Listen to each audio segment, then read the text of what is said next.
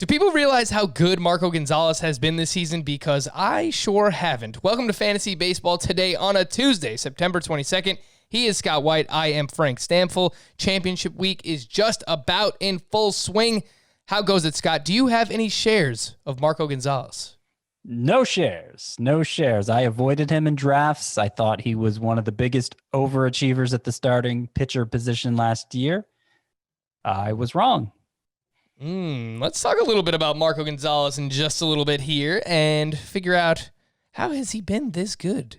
His numbers are truly insane. But today on the show, we will do some Monday recap. We have some 2021, not really debates. You know, I'm not going to argue Scott on certain things yet. We'll save that for the offseason. But I'll play devil's advocate a little bit. I'll bring up some questions for 2021, some lessons learned from this season. Have we learned anything? Is there anything that we can apply from 2020 to next season? I don't know. I guess we'll find out. And of course, we have some Team Name Tuesday, but let's start things off with some oh my goodness gracious standouts from Monday. Oh my goodness gracious! All right, Marco Gonzales. What's going on with this guy? 8 shutout innings against the Houston Astros on Monday with 6 strikeouts. The ERA is down to 3.06. I did not believe this when I saw it, Scott.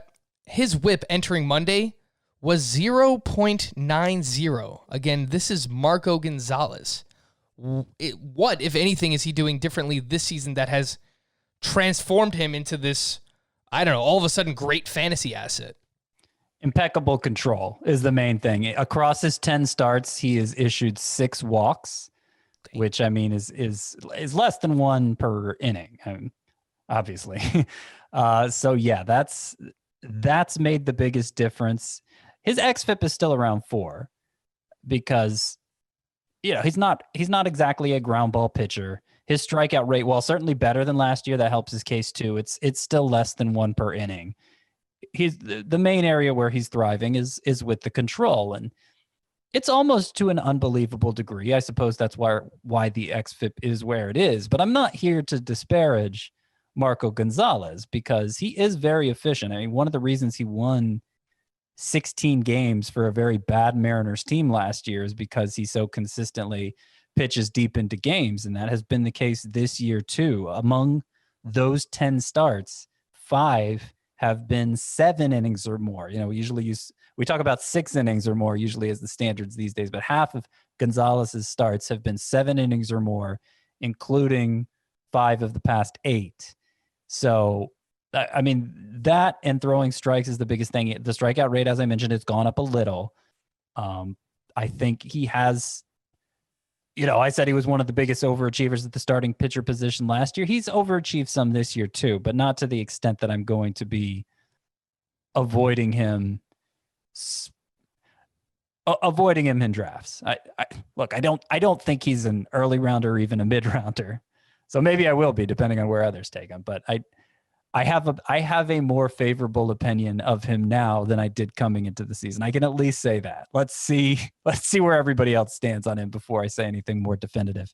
Yeah, I don't think he's going to be drafted inside the top 40 starting pitchers next year. Maybe I'm just crazy and I don't have a read on this situation at all. He is 10th among starting pitchers in fantasy points per game. Again, this is Marco Gonzales. He's averaging more fantasy points right now per start than Aaron Nola, Garrett Cole, Dinelson Lamet, Max Fried. I mean, these are some bona fide aces that we're talking about in baseball. But for some reason, I just don't think that people are going to put too much stock into this. Maybe I'm wrong, but I wouldn't draft him inside the top 40 starting pitchers next year. And I guess we'll find out soon enough once we start doing some of these mock drafts where Marco Gonzales might start to settle in a little bit. But yeah, you mentioned the command, what he's done, and he's using his fastball more this year.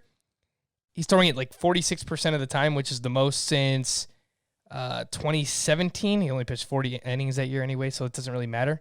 He throws at 88 miles per hour, but for some reason, it's working. So kudos to Marco Gonzales, and kudos to anyone who either picked him up, drafted him late, and started him all season because he has been fantastic. Scott, a standout from Monday that you would like to highlight? I'm going to go with Jared Walsh of the Angels, who hit a grand slam on Monday. 7 home runs in 12 games is what he has now. And only 12 strikeouts all season. That's an impressive combination of power and yet control, being able to put the bat on the ball. And that low strikeout rate is the biggest improvement from the nothing contributor we saw last year. He struck out 40% of the time then in about the same number of plate appearances.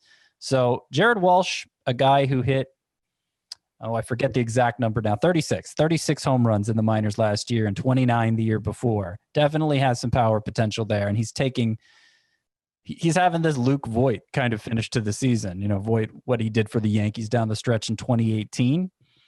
I think it's a little different because Walsh appears to be selling out for the long ball a little more. Voit had a great line drive rate to go along with the spike in home runs, which made me a little more confident in the sustainability of that.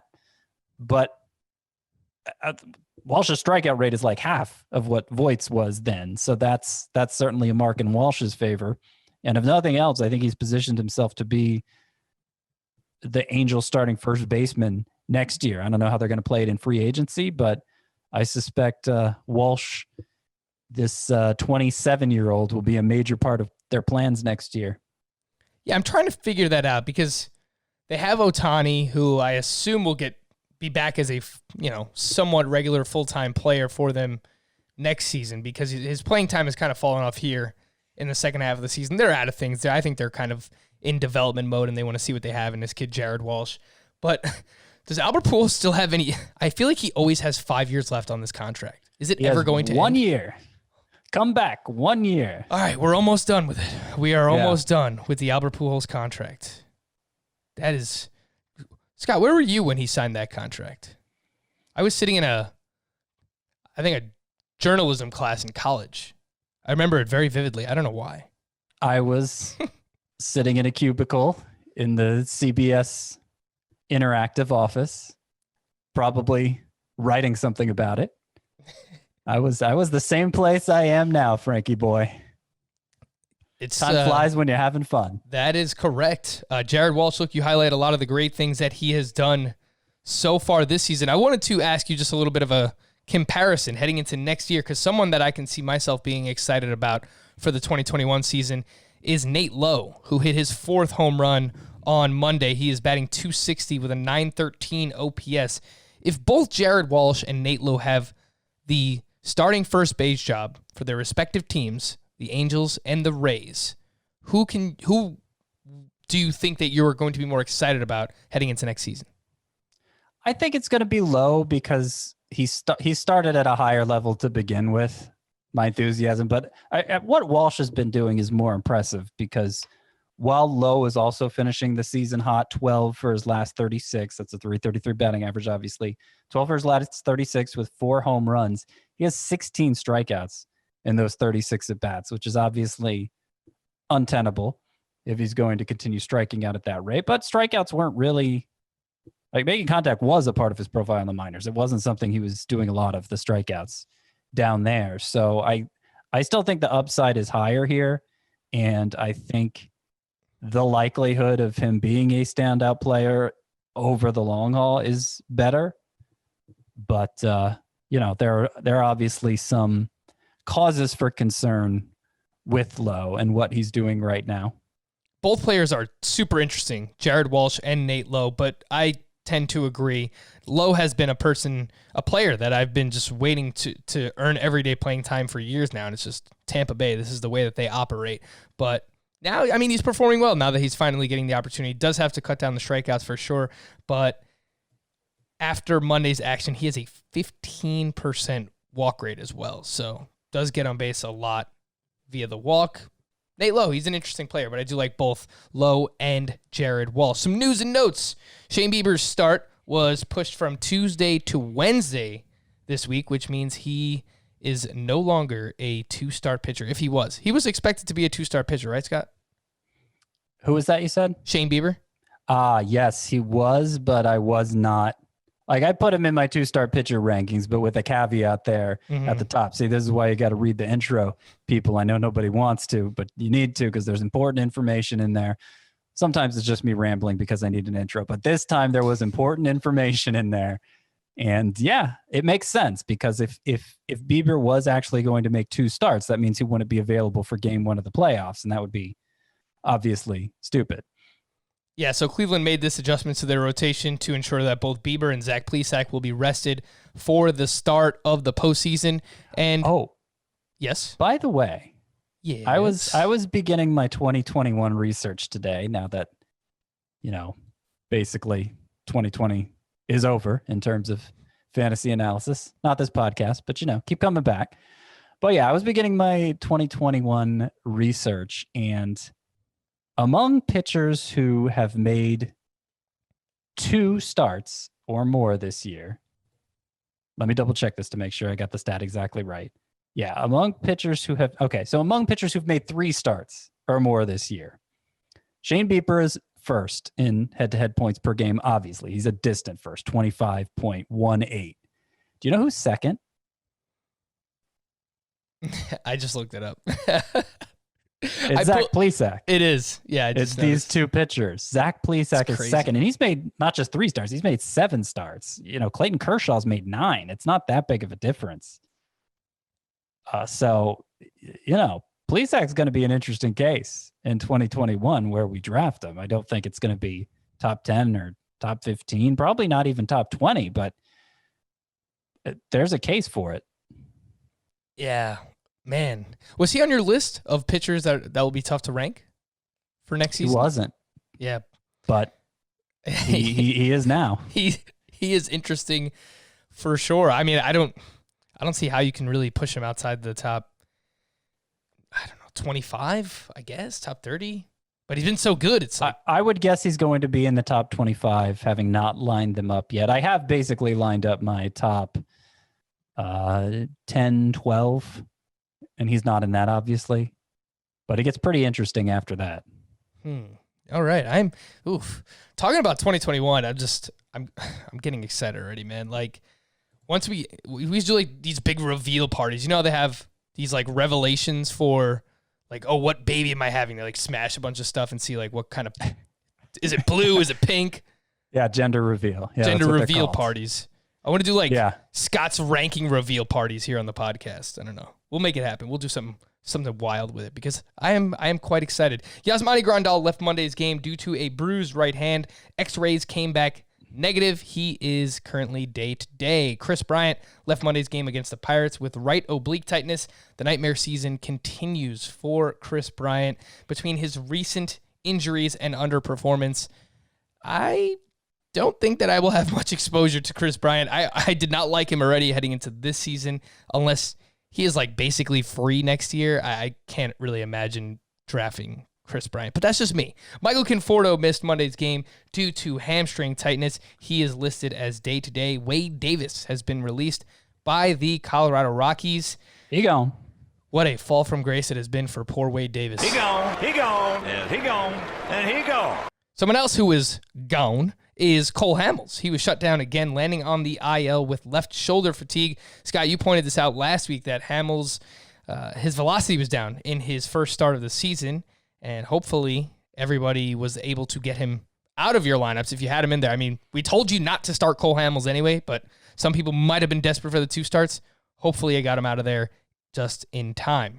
Nolan Arenado. Hopefully you got this guy out of your lineups as well. He has been shut down for the rest of the season with left AC joint inflammation and a left shoulder bone bruise. I hope this isn't anything too serious for Arenado heading into the 2021 season. Like, I don't know if he's going to have some kind of off-season surgery. I'm just speculating right now. Well, he becomes pretty difficult to rank next year too, with or without surgery. I'd almost rather there be some kind of surgery so I feel like there's closure, But he was not hitting the ball as hard this year. He was making a ton of contact like he usually does, but not hitting it as hard. I don't know. There was talk coming into this season before the talk became the pandemic. There was talk about Arenado getting traded at some point. And if that happens, then all bets are off for Nolan Arenado heading into 2021. But I do not have him. This is something we did on the show a couple weeks back. But with 2 weeks more of information and me doing it all by myself. I put together my first 2 rounds. That was something I was working on today. And Nolan Arenado, probably no surprise, given the comments I just gave, that he's not in those first 2 rounds. Yeah, look, it is a tough situation for sure for Nolan Arenado. It's just so weird because he's been so dependable for so long. Like we've never had injuries with Nolan Arenado. I guess like it's going to happen eventually, but he's only 29 years old, so I don't think he's breaking down or anything, but you're talking about someone who played at least 157 games in each of the past 5 seasons entering 2020. So it's just very weird to see Nolan Arenado in this type of predicament. But yeah, let's pay attention. Even if he has surgery, I'm going to be a little scared because we've seen shoulder surgery affect a few guys their first years back. I remember, last year or 2 years ago, it was like Jesse Winker. The year before that, it was Michael Conforto. Sometimes these guys need like a few years to build that shoulder strength back up. So let's see what happens with Nolan Arenado. Tim Anderson was back in the lineup for the White Sox on Monday after dealing with a hamstring cramp on Sunday. Bryce Harper was also back in the lineup for the Phillies. He was dealing with some back discomfort yesterday or 2 days ago. By the time you're listening to this, JT Realmuto, his teammate, remained out. Mike Yastrzemski also remained out for the Giants. He is dealing with that calf strain. Jorge Solaire was reinstated from the IL Monday for the Kansas City Royals. Apparently, Sonny Gray will not be limited in his return on Tuesday against the Brewers. Aroldis Chapman will not face a suspension this year. His appeal will not take place until 2021. And Ken Giles announced on Monday that he will undergo Tommy John surgery. He'll likely miss most, if not all, of the 2021 season. It's pretty sad. But you know what else is pretty sad, Scott? Credit card debt. You don't need to be an expert to know that consolidating credit card debt into one low fixed rate can save you money. Start saving today with a credit card consolidation loan from Lightstream. Lightstream's fixed rate credit card consolidation loans start at 5.95% APR with auto pay and excellent credit. Lightstream believes that people with good credit deserve a great interest rate and no fees, and that's exactly what they deliver. Guys, credit card debt is no joke. It can be really tough to deal with. I've had close friends and family have issues with this in the past. I wish I knew about Lightstream back then so that I could help them out. Here's what BC had to say about her family's experience with Lightstream. We don't have any questions, just a comment. We are 100% satisfied with the loan experiences that we've had with Lightstream. The application process was quick and painless, and our concerns were addressed within 5 minutes of sending an email to customer service. Also, the service feels very personalized. 10 out of 10. Congratulations, you've gained yourself lifelong customers. Our listeners can save even more with an additional interest rate discount. The only way to get this discount is to go to lightstream.com/strike. That's lightstream.com/strike, STRIKE. Subject to credit approval. Rate includes 0.50% auto pay discount. Terms and conditions apply, and offers are subject to change without notice. Visit lightstream.com/strike for more information. Taking a look at some of the action from Monday and a few pitchers that are slowing down a little bit here, Scott. I want to get your thoughts as to how much this might affect you for the 2021 season. Dylan Bundy in a should-be good matchup against the Texas Rangers on Monday. 5 innings, 5 hits, 3 earned, 2 walks, only 3 strikeouts, 10 swinging strikes on 101 pitches. He's slowly increased his fastball usage all season long while decreasing the changeup and slider usage, which I don't really get because that's something that I was pretty excited about when I first saw his first couple of starts this season. Again, this is Dylan Bundy. His first 4 starts, a 1.57 ERA. The last 7 for Dylan Bundy, a 4.62. Are we starting to flip-flop a little bit heading into 2021 for Dylan Bundy, Scott? I'm still pretty optimistic. I mean, he is just 2 starts removed from a 12 strikeout effort against these same Rangers, and the supporting numbers look pretty good. He wasn't throwing as hard in this start. His average fastball velocity was only 88, which sounds terrible, but he's normally right around 90, so it's not that crazy. He's going to be less proven than a lot of the high-end arms you'll draft next year, and he's going to be ranked appropriately. At this point, I'm liable to say he belongs behind Zach Plesac. I was just about to ask you, Plesac or Dylan Bundy? Right. So I don't think we're talking about a top 25 pitcher here in Dylan Bundy, probably top 30. But again, I'll have to actually line up the names to know for sure. I may run out quicker than I think, and Bundy will have to be that high. But it's been a very encouraging season for him overall, and because his last couple starts, one was terrible, one was just kind of meh. Still 374 xFIP on the year. That is certainly not bad. It's not elite, but it's not bad. And still almost 10K per 9. So still feel good about Bundy. Scott, just get used to this because I'm going to ask you this player questions a million times throughout the offseason, and I'm sure that they're going to change a lot because things are going to happen. Players are going to get hurt. Players are going to get traded. We're probably going to change our rankings hundreds of times before next season actually starts. But as of now, who would you be leaning towards? Dylan Bundy? I think I know the answer, but Dylan Bundy or Aaron Savale? Oh, Bundy, for sure. Yeah, I mean, you talk somebody who's faded. I mean, you can look right at Savale. It hurts, Scott. Well, yeah, I mean, after today's start, when he gave up 4 earned runs in 6 innings, his ERA is now up to 3.99. His WHIP is 1.26. It's less than a K per. Yeah, he's a better bat misser than he was last year, a better ground ball pitcher than he was last year, but he's still not great at those things. Honestly, I think he's closer to Marco Gonzalez than he is Dylan Bundy.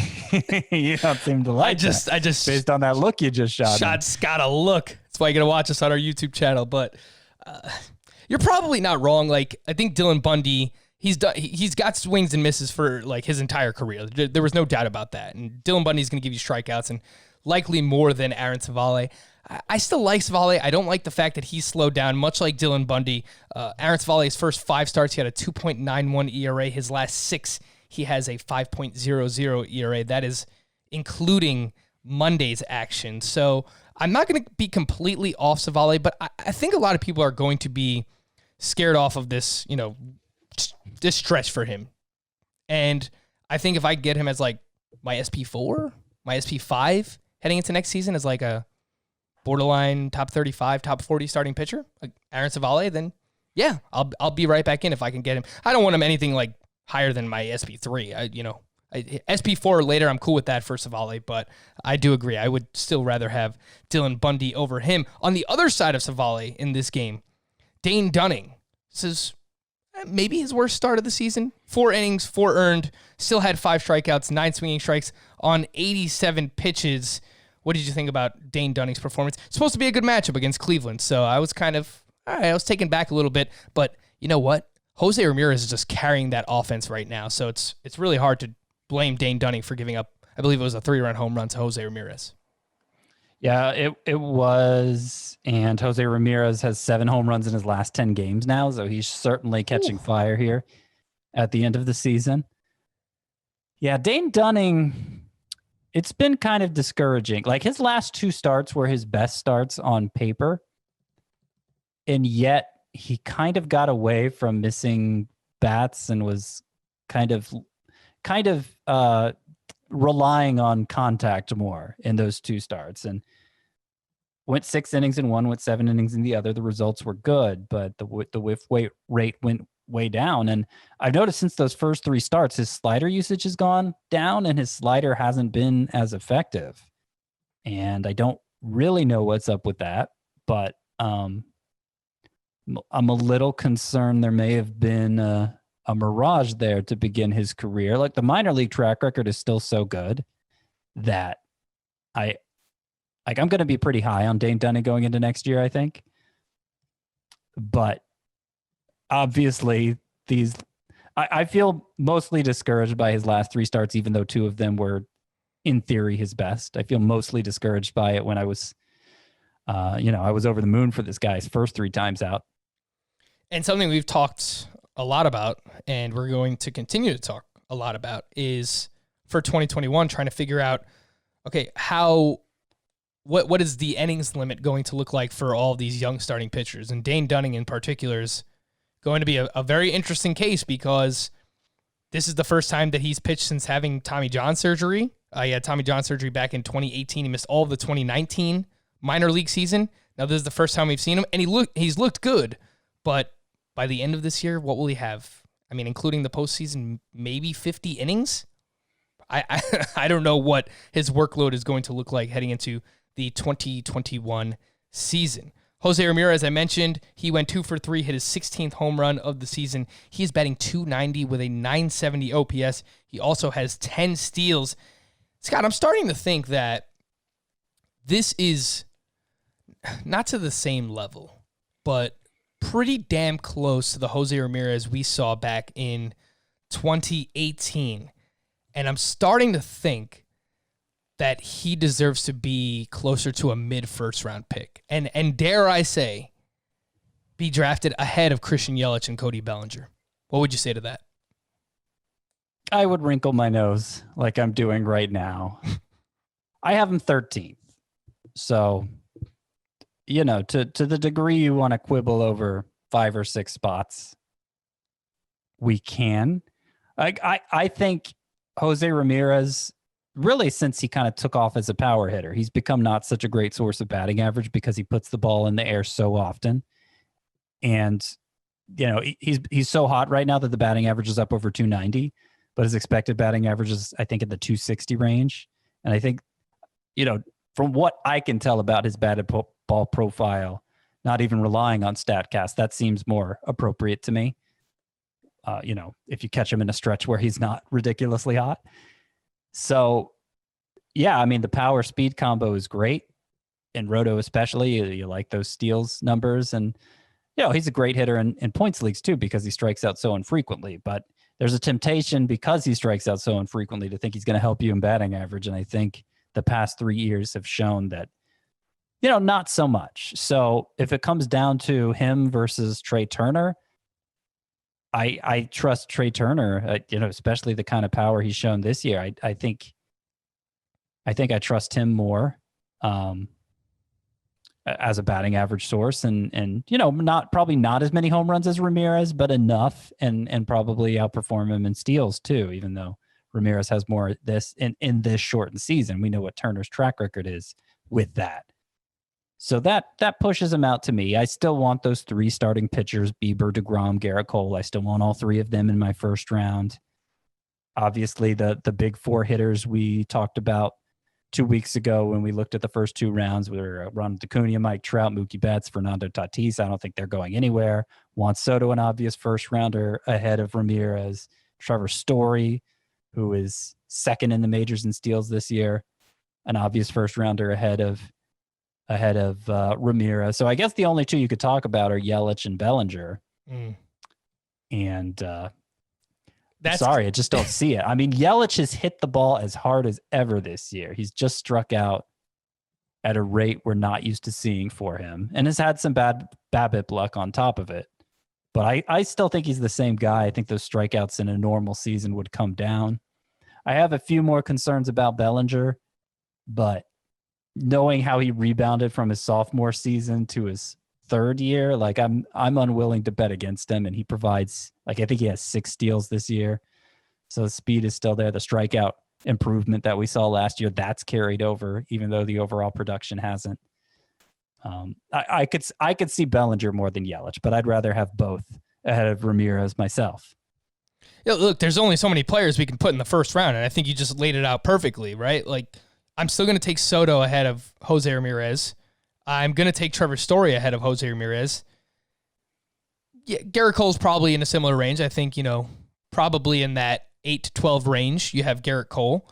And Trey Turner actually stole his 10th base of the season on Monday, so he's the same amount of steals as Jose Ramirez. And okay, I agree. There you go. I agree wholeheartedly that he is a better batting average source. Like, at this point, I would expect Trey Turner to hit near 300 or even over 300, and that's not the case for Jose Ramirez. The one edge that Jose Ramirez will give you is, I think, in power. And I think, you know, over the course of a full season, you're probably looking at 30 home runs, maybe even 35 home runs for Jose Ramirez. Whereas for Trey Turner, even though this year he's on a 30 home run pace, I would probably lean closer to like 20, 25 home runs for Trey Turner. The one thing I will add about Bellinger is that I noticed he is struggling mightily against left-handed pitching again this season. So he's kind of flip-flopped, like where in 2018 when he had his down year, he really struggled against lefties.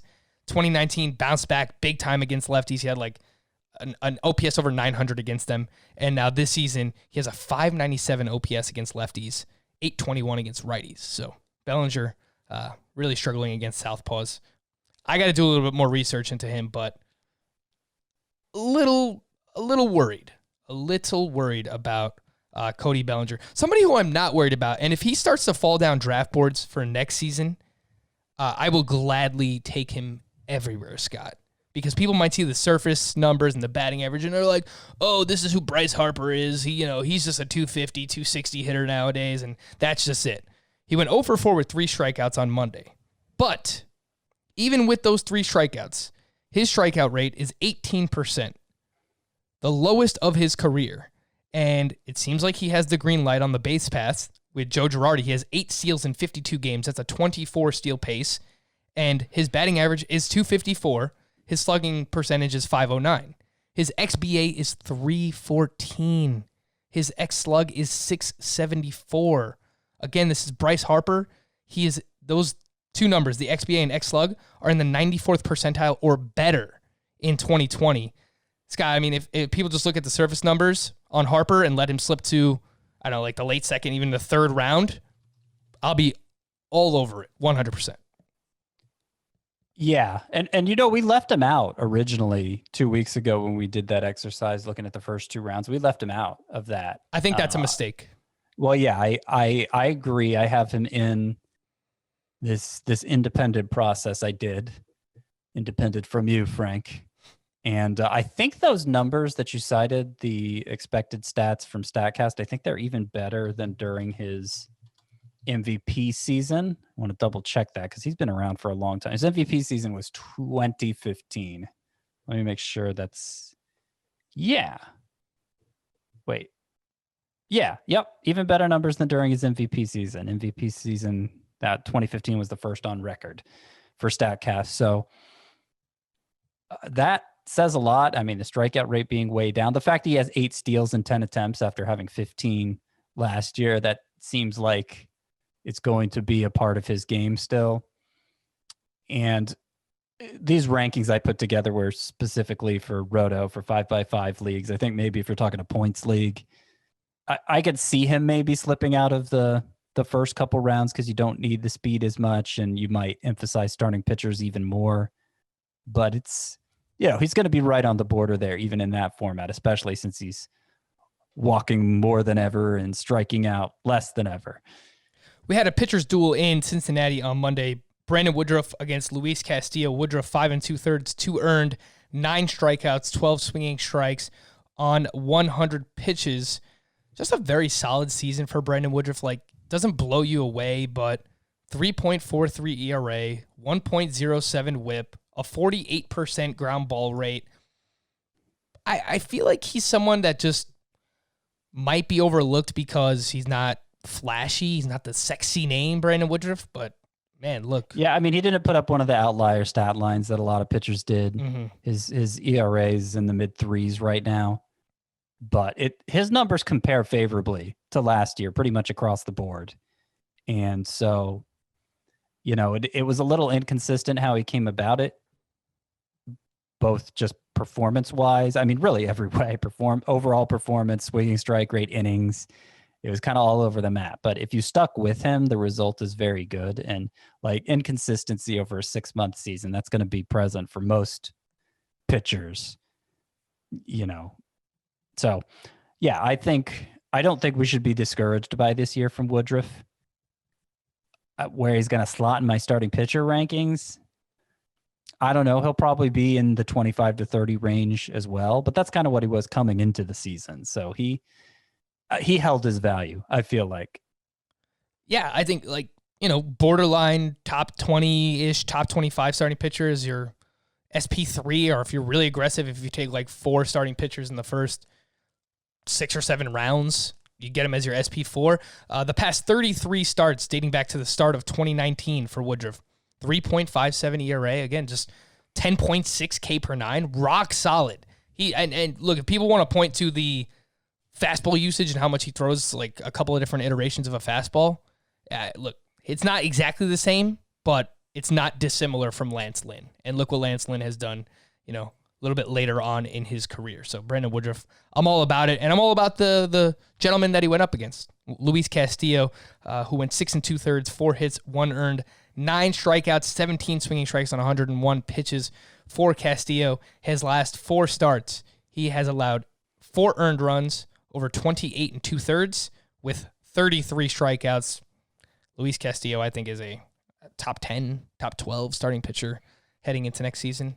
I do have him outside of my top 12, but he probably would be in my top 15. The walks were kind of high this year. He's going to show up lower in point total because his record's 4-5, which is just an unfortunate part about fantasy, specifically points leagues, that they reward those the way that they do.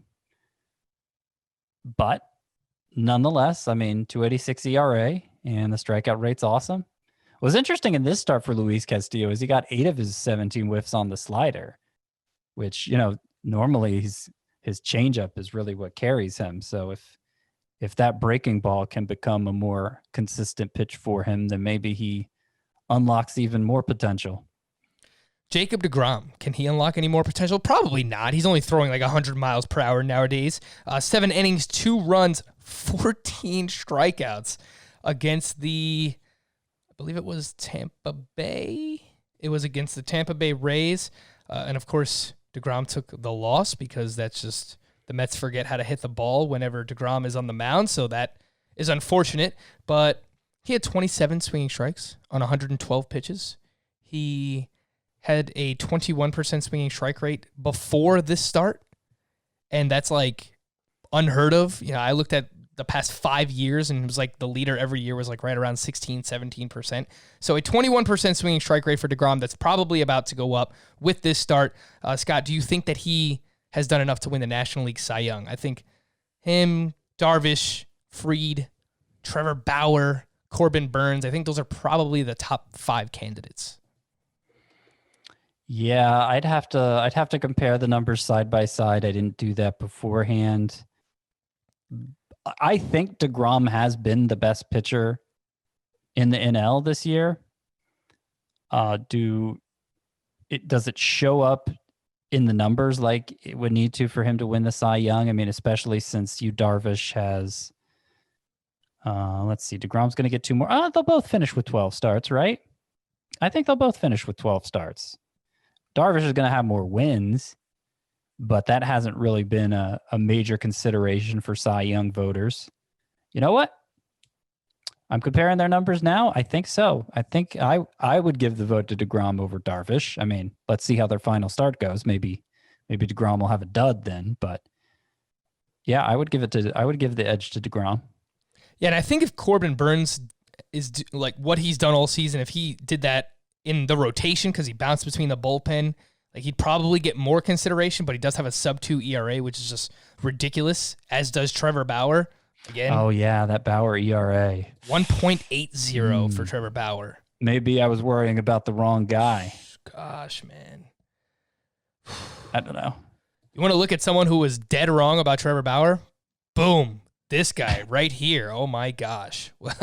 Oh my goodness gracious! There's nothing else that could be said about my analysis of Trevor Bauer. Just we will leave it there. Some bullpen notes from Monday. Nick Anderson picked up the save. Diego Castillo pitched in the 7th. So at least we know the person's name who picked up the save for the Rays tonight. So that's cool. Nick Anderson, and then Mike Mayers. I think it's Mike Mayers. I think it's Mike Myers. Mike Myers. Mike Myers. Yes. Halloween is quickly approaching, Scott. Have you seen? That's interesting that you went there with Mike Myers and not Austin Powers, not the left-handed reliever. Now, of course, I was talking about Austin Powers, or Dr. Evil.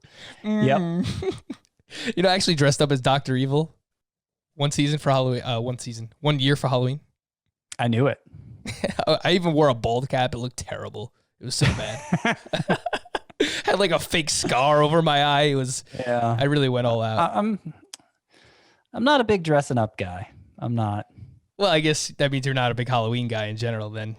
I mean, I like candy. I like taking my kids around. I would say I'm not like anti-Halloween. I'm not. I don't shun Halloween or anything, but.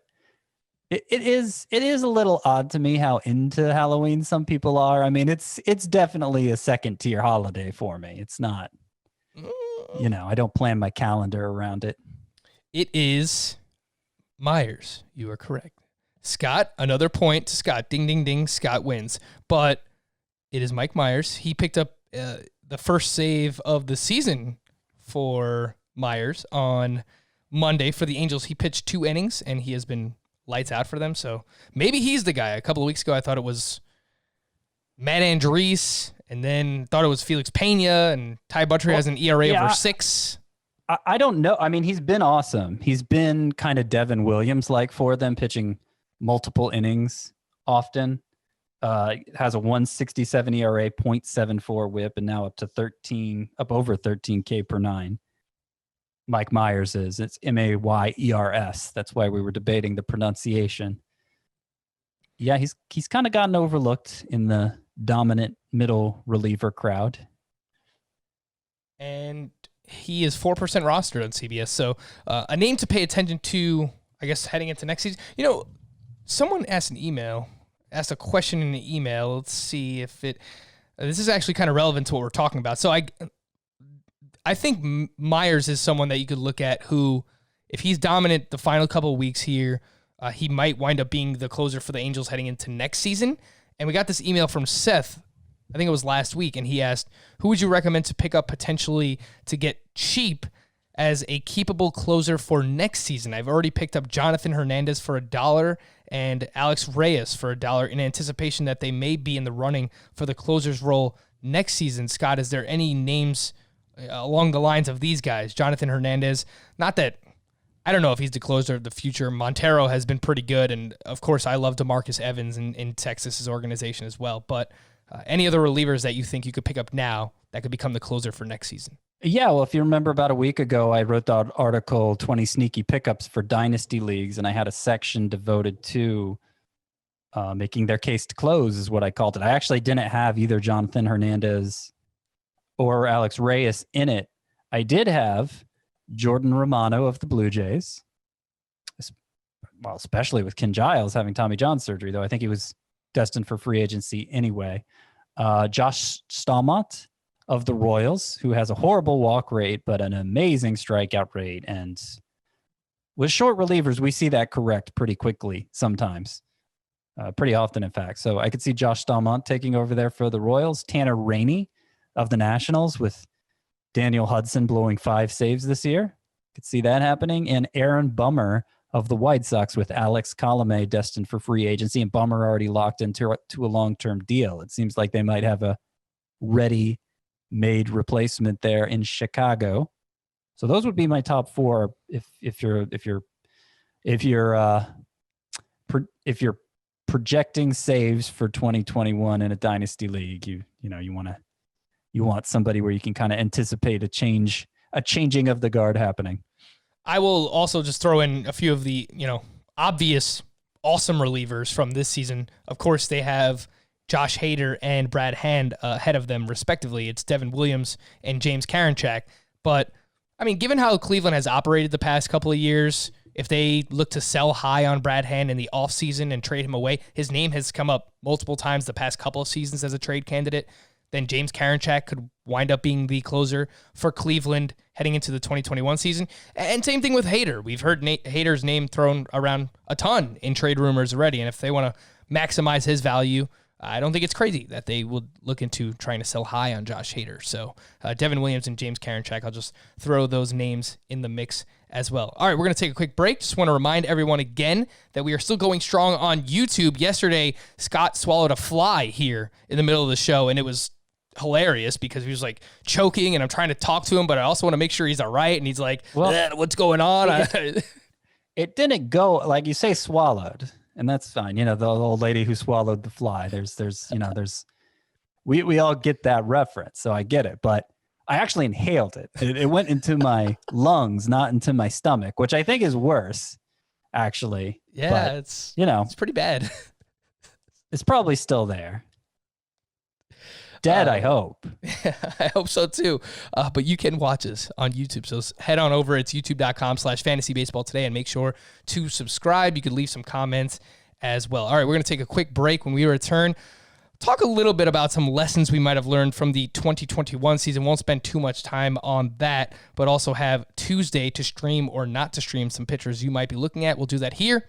Fantasy Baseball Today.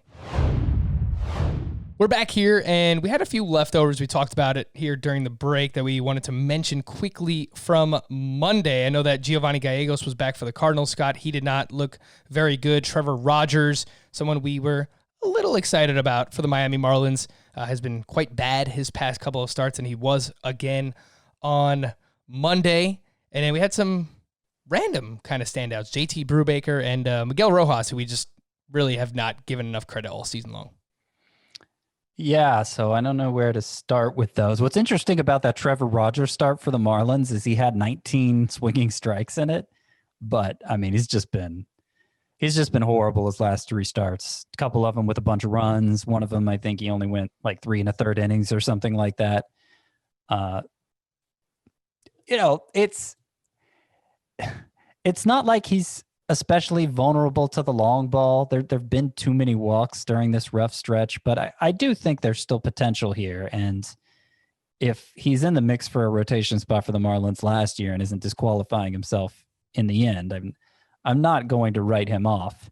JT Brubacher, on the other hand, I really don't see it. I really don't see where the potential is. It was an awesome start. He struck out 9. He had 19 swinging strikes himself, a bunch on both the slider and the curveball.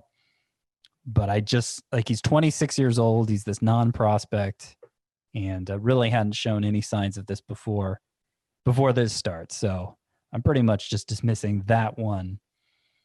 Gallegos, I mean, I was hoping I'm not sure he's going to get any saves this final week after the way that first outing went. Miguel Rojas is interesting because I don't think anybody had him as this threat to win the batting title coming into the season. 343 batting average, and it was in a limited amount of time. He actually has a 1001 OPS too, because he wasn't around for the whole season. Only 35 games played and more walks than strikeouts. It's another one of those profiles like I don't know, Donovan Solano or that other guy on the Orioles whose name's escaping me. Jose Iglesias? No, the Orioles Hanser guy. Alberto? Yes, Hanser Alberto, yeah. It really does seem geared for batting average. Like, that does seem like something he should be able to sustain from one year to the next. It's just like, I'm not confident there's a lot to go with it. And he's been around a while doing the same sort of thing. He's 31 years old. So I don't think he's turning over a new leaf here. I don't think speed's going to be a regular part of the game. It never has been before. It's been an interesting season for Rojas, but I don't think there's much to see here. The last thing I think that we should probably mention, Lance McCullers had a successful first start of a 2-start week. I assume he won't get bumped out of his second start? Yeah, I don't think so. I think he would be... I don't think he would be in the Astros top 3. I think they would have Greinke, of course, ahead of him. I think they'd have Framber Valdez ahead of him. They might be fighting right up till the end anyway. I haven't checked the standings. Jose Urquidy's in the mix there to start for them in the playoffs too. But I think McCullers would probably slot third for them. I did want to mention, just because I have a feeling this is going to become a fan favorite. I think it's going to be Willians Astudillo, except with a future because he's only 21 years old. Alejandro Kirk, short and stocky, but really knows how to hit. and more walks than strikeouts in the minors last year. He got a start today, went 4 for 4 with a double and a home run. The home run was an opposite field wall scraper, right next to the foul pole, shortest part of the park. But nonetheless, there is a little bit of pop there. And I mean, as bad as Danny Jansen's been this year, plays for the Blue Jays, by the way, Alejandro Kirk, as bad as Danny Jansen's been this year, I think Kirk could position himself to play a key role for the Blue Jays next year. He was actually also on that list of 20 sneaky dynasty pickups, as were both Jared Walsh and Nate Lowe. So that column is well represented in today's podcast. So I'm laughing because I was trying to find this video, and it was the Toronto Blue Jays that tweeted out the engine that could. And they just had this video of Alejandro Kirk rounding third base and just chugging on home. And you mentioned, I mean, he's a plump boy. He's a little butterball. So it's just, he's chugging on home and he's sliding in. But actually, now that I look at it, there's a lot of really interesting stats here that I will mention regarding Alejandro Kirk. This one came from Mike Petriello, who of course does a ton of StatCast work with ESPN and Fangraphs. Including tonight, Alejandro Kirk, he wrote, has a 58% hard hit rate, 9 of 12 batted balls greater than 100 miles per hour. So very interesting. He hits the ball extremely hard and makes a lot of contact. And then from MLB Stats, they tweeted out, Alejandro Kirk is the youngest catcher since Joe Mauer in 2004 to record a 4-hit game. So definitely a name there. Alejandro Kirk could be relevant, especially in, AL only and 2-catcher leagues, some of those roto leagues heading into 2021. I'm going to save this lessons learned segment that we have here because I want to spend a little bit more time on it. I want to run through some ADP before the season and see how many of the top 30 starting pitchers were busts and how many of the top 30 hitters were busts. And we're gonna have a lot of time to fill in the near future, Frank. So it's probably a good idea. Let's not rush things, all right, Scott? Let's help the people out. There's still a lot of people who are playing in head-to-head leagues and daily leagues where they can stream pitchers, and so we will help you figure out to stream or not to stream on Tuesday. The must-starts that I have: Garrett Cole at Toronto/Buffalo, Aaron Nola at Washington, Blake Snell at the Mets. Sonny Gray, his first start back, Scott, he is going up against the Brewers. What do you say?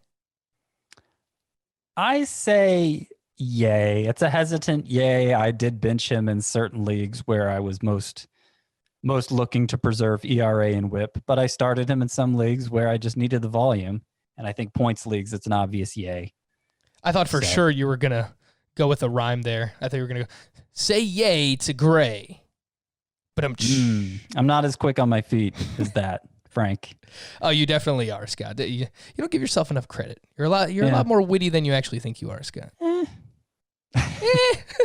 Framber Valdez at Seattle. Oh, yeah. That's a good one. Oh, yeah. Tanner Roark versus the Yankees. No. Austin Voth versus the Phillies. Likely with no JT Realmuto. I like in the notes here, you put like both with a V for Voth's pronunciation. I'm trying to be better with the pronunciations. No.